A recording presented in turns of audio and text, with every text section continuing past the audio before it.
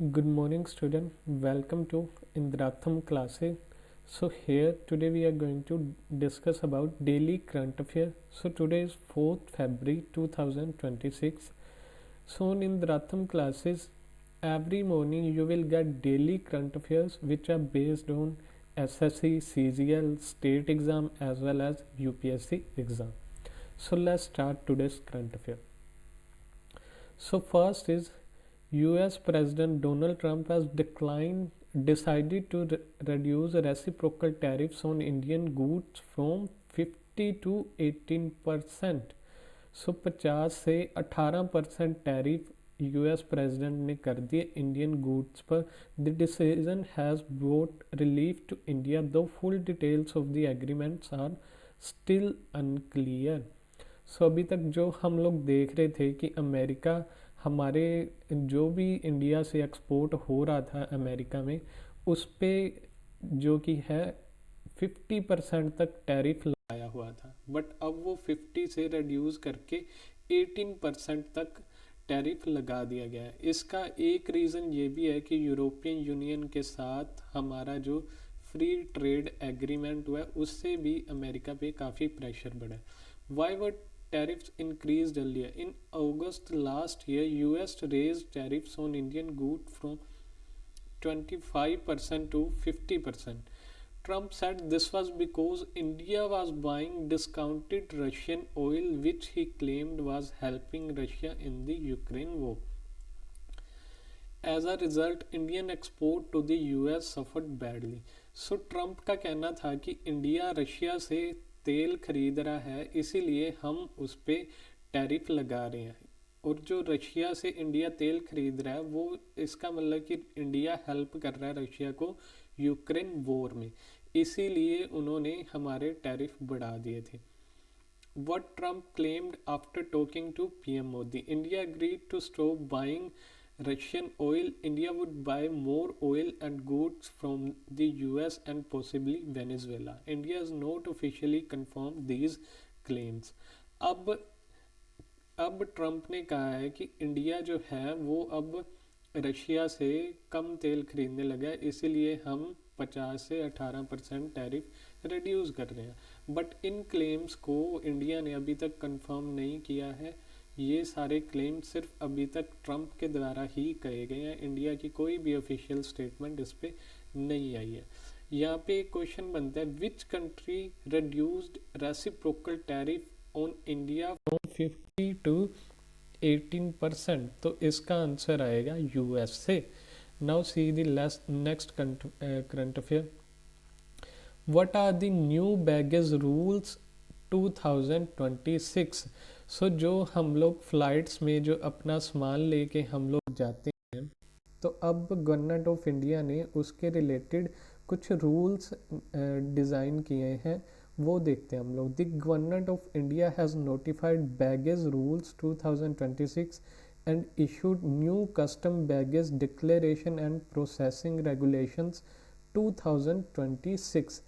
These rules apply to people traveling to and from India and aim to make airport baggage procedure easier and faster.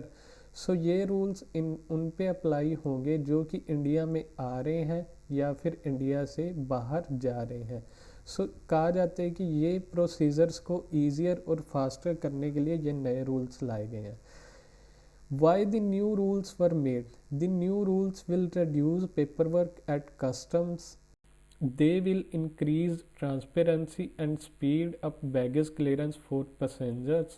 They reflect changing economic condition, more people traveling and higher passenger expectation.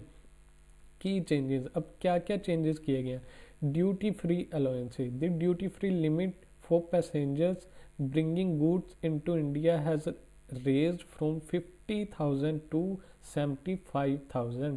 अब 75,000 तक वो duty free अपने साथ goods ला सकते हैं India में passengers. This means goods worth of 75,000 can be brought in without paying custom duty. For foreign tourists, the duty free limit is now 25,000. जो foreign tourist आ रहे हैं उनके लिए अभी तक 25,000 ही है. अब इनका नेम देख लेते हैं, जो रूल्स हम बनाए गए हैं। तो इनका नेम है baggage rules 2026, new custom baggage declaration and processing regulation 2026। सो ये नया नाम है। पहले जो था, अब जो नया नाम इन्होंने रखा है वो है new custom baggage declaration and processing regulation 2026। यहाँ पे एक क्वेश्चन है, which new rules has the government of India notified for air travellers. वो रूल्स हैं baggage rules 2026 and custom baggage declaration and processing regulation 2026। Now move on to the next current affair. The Indian Highway Management Company Limited, part of National Highway Authority of India (NHAI), signed MOU with National Forensic University. Duration of MOU: the agreement will be valid for 3 years. NHAI, Indian highway management company जो कि part है NHAI का, उसने MOU sign किसके साथ किया? National forensic science university. Who are the partner? Indian Highway Management Company Limited, a company under NHAI that manages and operates national highways in India. National Forensic Science University, a Government of India institute of national importance specializing in forensic science education, research and training, headquartered in Gandhinagar, Gujarat. National forensic university का headquarter कहाँ पे है? ये है गांधीनगर, गुजरात में. Why the MOU was signed? MOU किस लिए sign किया गया? To strengthen cyber security in systems used on national highway, to protect digital data and evidence from cyber threats, to support research, training and expert guidance in cyber forensic and digital investigations. इन सब चीज़ों की वजह से अब इन दोनों national highway management company limited और national forensic science university में MOU sign किया गया है. Next is the Defense Ministry of India granted Mini Ratna Category 1 status to Yantra India Limited. Defence ministry ने यंत्रा इंडिया लिमिटेड को mini Ratna category 1 का status दे दिया गया है. Who is Yantra India Limited? Yantra India Limited is a defense public sector undertaking. It was formed after Ordnance Factory Board was recognized into separate defense companies on October 1, 2021. Yantra India Limited makes important defense products such as carbon fiber and glass composite, aluminium alloys, assembly parts for ammunition, armored vehicle, artillery guns and tanks. Why this status was granted? Yantra India Limited transformed a government organization into a profit-making defense company in about 4 years. It significantly grew its sales from around rupee 956 in 2021-22 to over 3100 crore 2024-25. 956 crore से 3100 करोड़ ये चले गए से 2021-22 से लेके 2024-25 के अंदर. इसीलिए इसको मिनी रत्ना कैटेगरी 1 का स्टेटस दे दिया गया. इसके it's export went from 0 to about 322 crore in the same period. 322 crore इन्होंने सेम पीरियड में एक्सपोर्ट भी किया. These strong performances result helped Yantra India Limited qualify for the Mini Ratna status.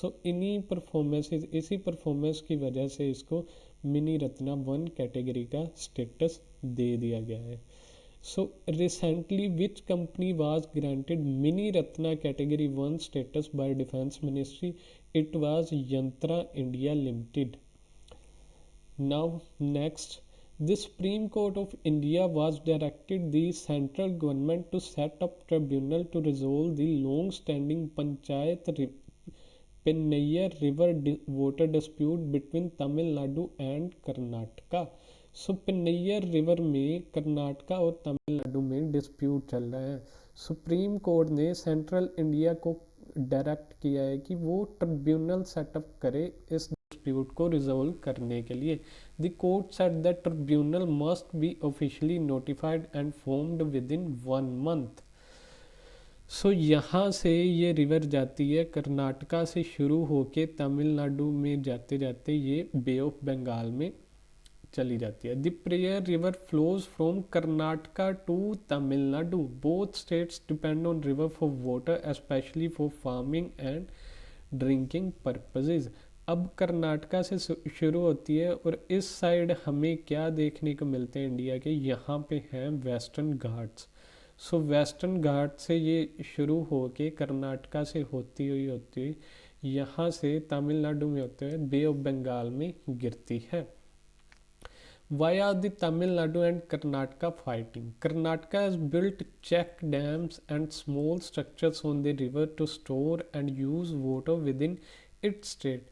Tamil Nadu say these structures reduce the natural flow of water reaching its area. Because of less water, Tamil Nadu farmers face irrigation problem, especially during dry season. सो तमिलनाडु का कहना है कि कर्नाटका ने river में small structures और check dams बनाए हैं, जिसकी वजह से तमिलनाडु में पानी का फ्लो अब कम हो गया, जो उसका नेचुरल फ्लो है वो कम हो गया। इस वजह से जो फार्मर्स हैं वो प्रॉब्लम्स फेस कर रहे हैं ड्राई सीजन्स में।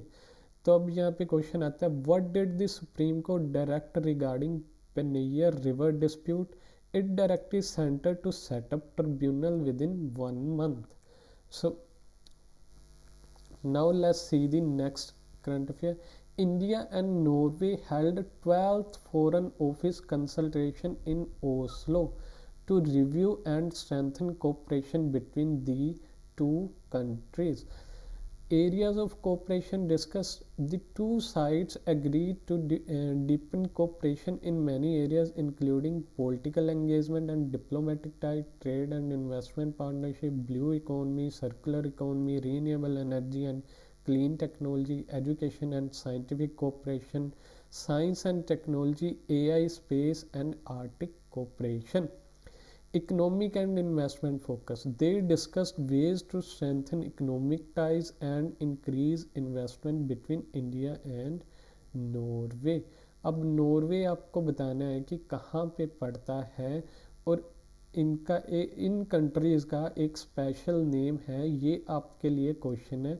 नॉर्वे, स्वीडन, फिनलैंड, ये 3 कंट्रीज़ हैं। इन 3 कंट्रीज़ को एक स्पेशल नेम से बुलाया जाता है, उस नेम को आपने कमेंट्स में लिखना है। So what was the purpose of India Norway meeting recently? To strengthen economic ties and promote green investment. Now next, the US president Donald Trump announced a new initiative called project volt.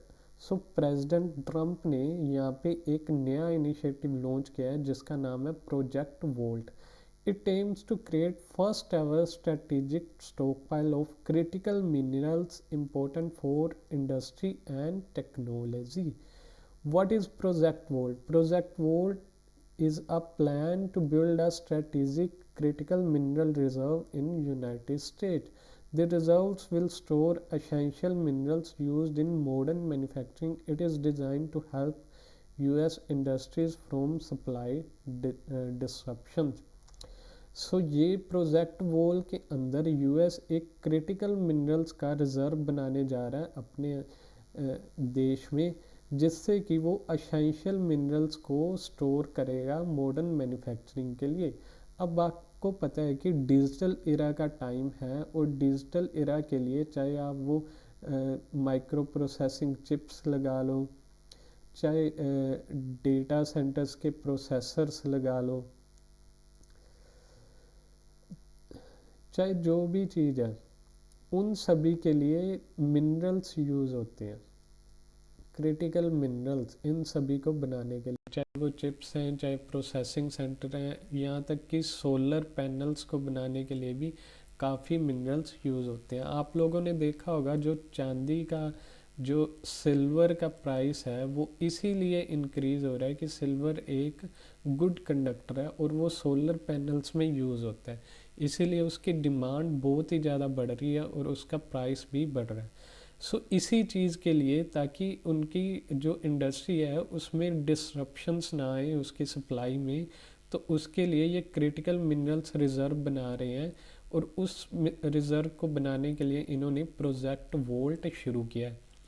Why these minerals matter? Critical minerals are needed to make many advanced products including electric vehicles and batteries, smartphones and computer, artificial components and defense system, renewable energy technology.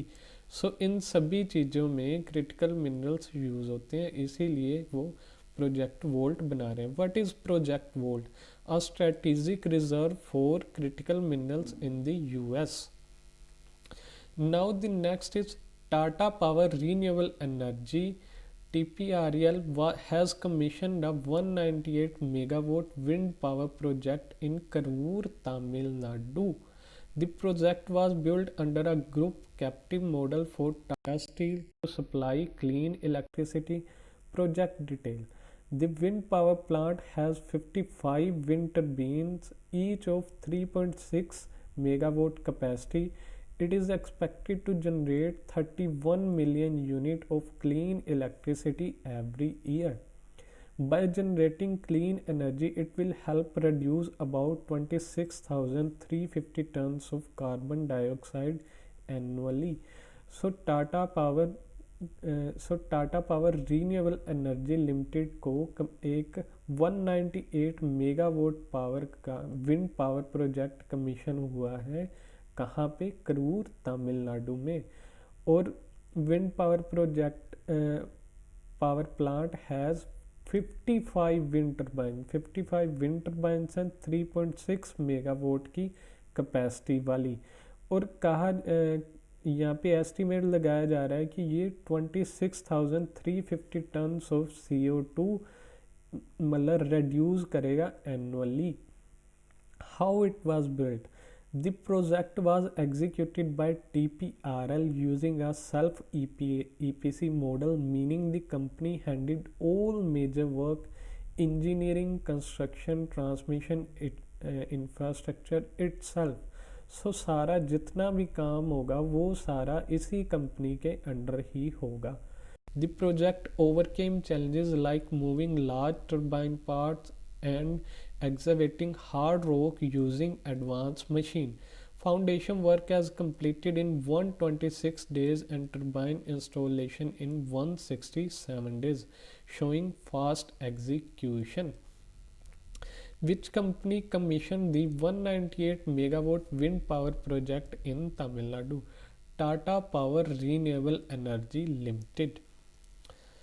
Next is, what is Baloch Liberation Army? The Baloch Liberation Army is banned militant group that has carried out attacks in Pakistan Balochistan province. It is known for bombing, gun attacks and coordinated violence affecting civilians and security forces. Pakistan, the US and UK, China and European Union all have designated it as terrorist organization. Origin: the Baloch Liberation Army began around 2000 as an armed group pushing for separating Balochistan from Pakistan. It grew out of long-standing nationalist movement in the region. Its leaders have included figures like Bashir Jab and the past commanders such as Balach Murray. सो आप लोगों ने धुरंधर movie देखी होगी, तो उसमें जो रणवीर सिंह है वो खुद को क्या कहता है? वो खुद को कहता है कि मैं बलोच हूँ। पाकिस्तान में जाके वो कहता है कि मैं बलोच हूँ, बलोचिस्तान से आया हुआ हूँ। सो बलोचिस्तान एक रीज़न है, ये रीज़न है। फॉर एग्ज़ाम्पल यहाँ पे इस तरह से पाकिस्तान बना हुआ है। इस साइड पे इंडिया है, इस साइड पे ईरान है, यहाँ पे इंडिया है। ये जो एरिया है ना ईरान बॉर्डर वाला, और इधर अरेबियन सी आ जाता है यहाँ पे। सो ये एरिया है बलूचिस्तान का। इस साइड फिर आ जाता है सिंध, जो इंडिया के गुजरात रीजन को टच करता है। उसके ऊपर आ जाता है पंजाब और ये नॉर्थ वेस्ट फ्रंटियर, यहाँ पे ये रीजन है बलूचिस्तान। सो इस रीजन में ये आर्मी है या ये लोग हैं जो कि कहते हैं कि हमें पाकिस्तान से सेपरेट होना है, उसके खिलाफ इन्होंने मूवमेंट चलाया हुआ है। और ये वॉयलेंट मूवमेंट है कि ये गोलीबारी टेररिस्ट अटैक्स वगैरह करते हैं सिविलियंस और पाकिस्तानी आर्मी पे। What is the Baloch liberation army? A banned militant group operating mainly in Pakistan's Balochistan province. Now the next is Veerbhadran Ramanathan, an Indian origin climate scientist, has won the Carfood Prize in Geosciences 2026. The prize was awarded by Royal Swedish Army of Sciences. The Carfood Prize is often called the Nobel of Geosciences because of its prestige. Why he was awarded? Ramanathan received the award for decades of research on climate change. His work focused on superpollutant and atmospheric brown cloud, which have changed the scientific understanding of global warming. In 1975, while he working at NASA, he discovered that chlorofluorocarbon trap heat up to 10,000 times more than carbon dioxide. अब आपको ये बताना है कि chlorofluorocarbons हैं वो किन चीज़ों में पाए जाते हैं।